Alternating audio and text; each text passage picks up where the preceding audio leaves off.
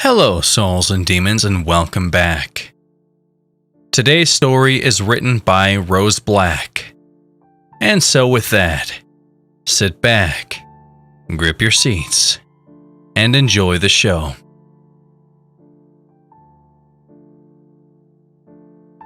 Recently, I had an experience that I feel the need to post here. I like taking long walks on nature trails. It was my first time in a long time while being outside. Being a solitary person, I was looking forward to experiencing the outdoors by myself, seeing as how not many people were out at that time. Whenever I go on this nature trail, it's usually a pretty straightforward process. I walk on it for a couple of hours, pass all the familiar landmarks, stop for a quick snack, and come back the way I came. Things went differently. I was about halfway done before it was time to head back. I was taking a quick water break at the halfway point landmark, which is a mossy boulder. As I sipped my water, I took notice of something I hadn't during my other trips. The trail branched off to my left from the boulder. Curious, I took a closer look at it. My initial thought was that it had been made recently. The problem with that was it seemed too organic to be done by chainsaws and other machinery. I can't explain it, but I didn't get the sense it was new. I got the sense that it had always been there. This confused me, because I had been on that trail many times in the past. And not until then had I seen that path. Naturally, I got curious and decided to walk on it. The sensation I got while taking it was tranquility. It didn't look different from the other parts of the forest, except the leaves on its trees were a little greener. The path eventually led me to a small pond. Although it was pretty, I had been expecting a bit more from the path. Still, my water bottle was empty and the water seemed pretty clear, so I proceeded to gather it. When I submerged my water bottle, inside the pond, it began foaming. Before I could react, a large jet of water shot up from it like a fountain. When I pulled away from it, a peculiar sight greeted me. I stood up, with my now full water bottle and wet clothes, to find that I was in a completely different place than I had been previously. It took a moment for it to register. This was mainly due to the water getting in my eyes and causing blurriness in them. When it wore off, I found I was standing in the pond, but the area surrounding had gone from the forest to a field of flowers. The pond I was on also ran into a stream that went into a river. What the hell, I thought. Although I was confused, the surrounding area was quite pleasant to look at. I was going to step onto the field when something caught my eye. I spotted it coming from a bed of roses. I didn't know what I was viewing at first. I can only describe it as being a rainbow that somehow had sentience and moved like a snake. Seeing it made me hesitate. It's true, everything I had seen there had not given me cause for concern. Then again, I could not recall a time I had seen a living rainbow, able to move on its own prior to that point. It slithered up to me, stopping right at the water, and did something that really took me by surprise. It spoke to me. "Are you lost, friend?" it asked in a soothing tone. Hearing its voice caused me to be less apprehensive about seeing it. There were a few moments of silence prior to me replying. "Yes, I am. Where am I?" "Isn't it obvious? You are looking at paradise." "I am. Where is this place?" It's in a place where you no longer need to worry about anything. What are you? I'm a being of happiness. I can tell you're stressed out. A single touch from me, and that'll be wiped away. Just step onto the grass for me, and I'll do the rest. Its voice caused me to feel so relaxed.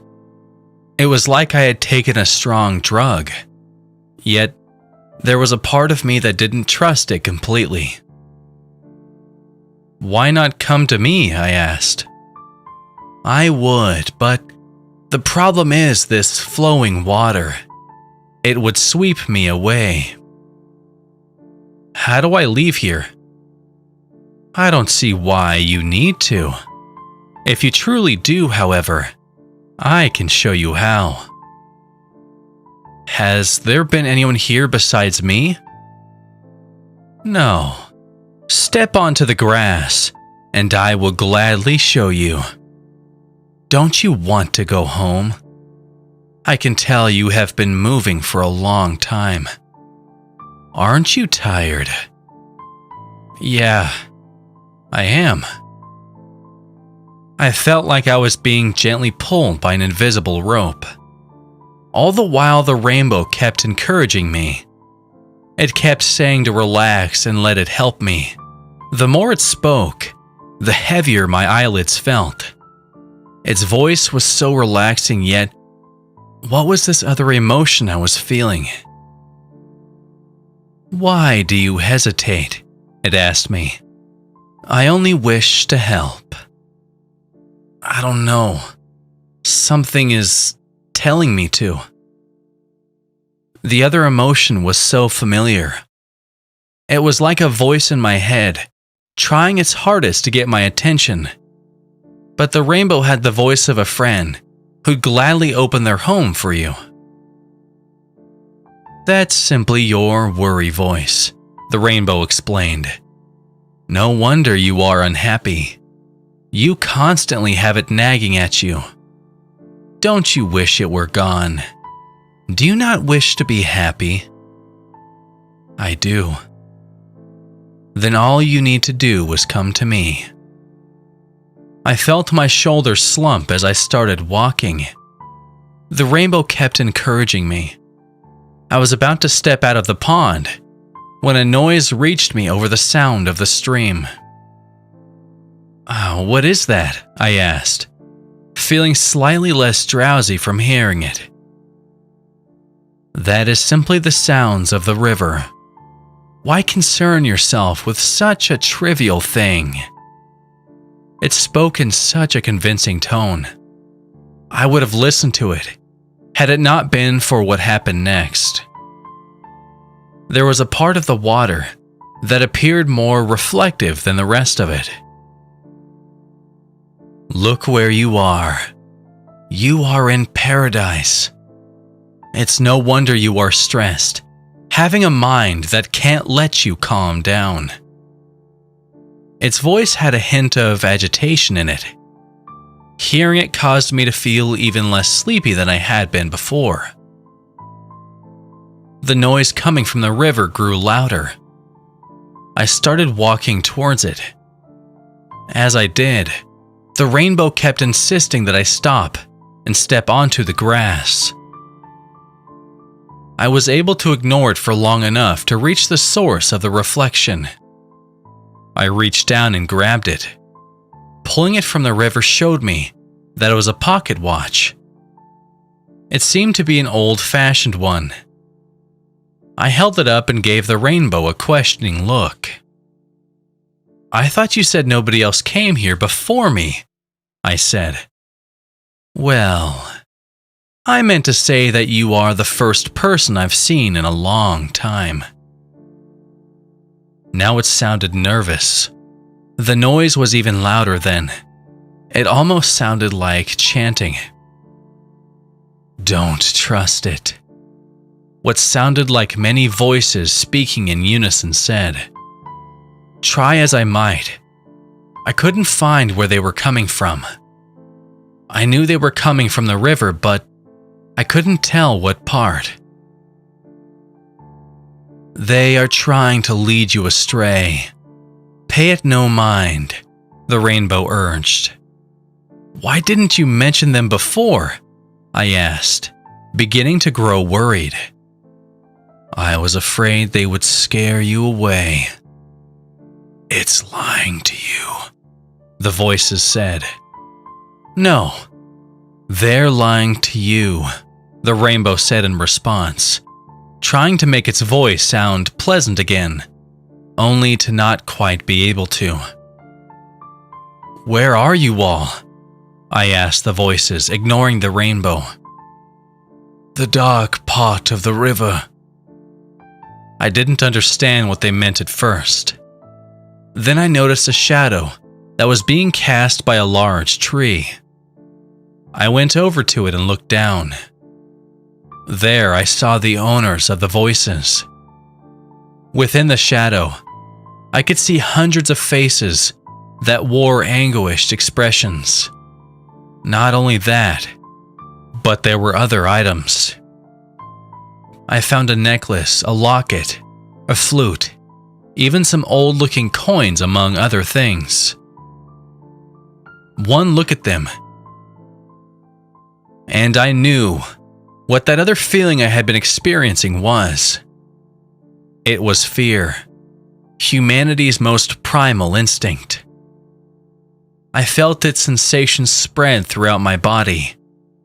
The rainbow had been trying to give me the same fate as the owners of the voices. What did you do to them? I demanded to know of it, only to see it was gone. It tricked us, I heard the voices say. They told me each one of them had been tricked by the rainbow when they came here. Apparently, its touch sucked all the joy out of whoever it touched, and left them in a shadowy, ethereal state. You must be careful, they continued. If it can trick you, it'll try other methods of deception to claim you. I didn't think my nerves could become any more shot, but they did. Fucker must be staying low, I thought. Beads of sweat rolled down my face, causing my shirt to become even damper. My grip tightened on the stuff I found in the river. Somehow I felt safer with them on my person. It was almost as if they were good luck charms to me. I thought, so long as I was standing in the water, I would be safe. That was until I noticed, off in the distance, a log going over it that formed a bridge. My boot heel was touching a rock that connected back to land. What the rainbow had been doing clicked in my head. I looked back just in time to see the rainbow slithering on the rock. It let out a hiss and got ready to lunge at me. I got really lucky. Out of reflex, I kicked away the rock it was on, causing it to fall into the water. Any pleasantness it had in its voice previously was clearly gone from how it spoke next. It sounded like a nail scraping against dry glass, mixed with blaring static. I couldn't understand what it was saying, but somehow I knew it was in a very ancient language. This was the last I heard from it, before the river carried it away.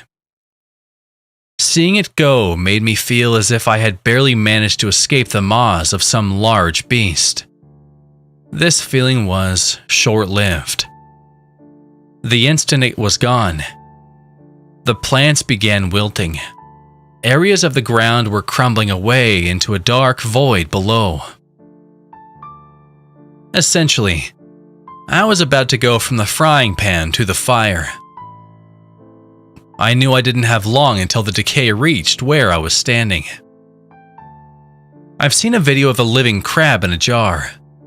An octopus demonstrated its ingenuity by opening it up and ensnaring the helpless morsel within. I can tell you at that moment, I strongly identified with that crab. With that being said, I would be damned if I was going to end up like it. Shit. How the hell do I leave this place? I wondered aloud. We can help you, the voices said. Think of it as a token of gratitude for getting rid of the rainbow. Okay, you're welcome. Now, how do I escape from this place? I don't have much time. I glanced over to find that 2/3 of the field had crumbled.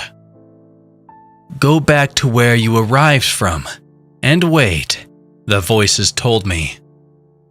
I did as told, under the assumption that another set of water would shoot up from the pond. This did not happen. My panic skyrocketed when the rest of the area safe for the pond crumbled around me, and no water shot up from the pond. I yelled at it to hurry up, as if doing so would be effective in helping me. At last, the pond crumbled as well, and I fell into the water, as it fell into the void below.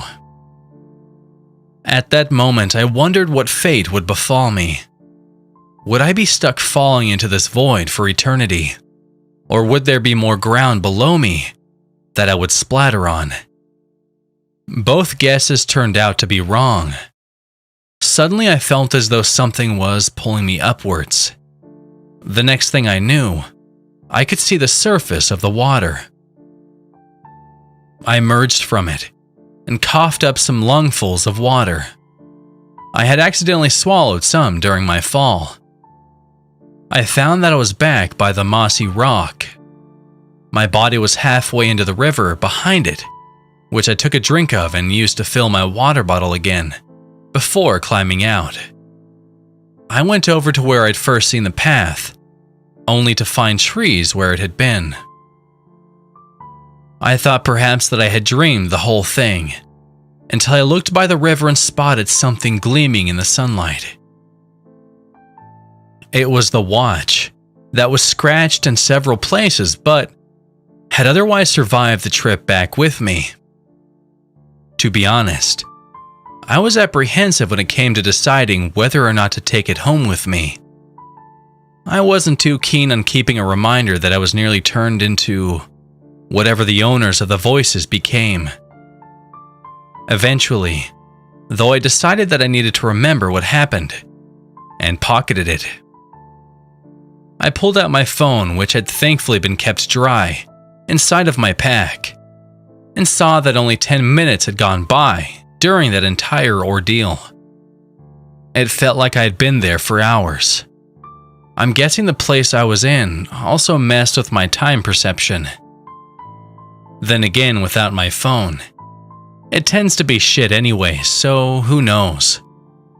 What I did know is that I had enough of the outdoors to last me for a while. I'll probably go for another hike again in the future, just not on that particular trail. I do wonder exactly what that creature was. If anyone has an idea of what it could be, I'd appreciate it if you shared it with me. Hopefully, that rainbow is the only one of its kind. I also hope seeing a rainbow will give me pleasant feelings, more than it will remind me of it.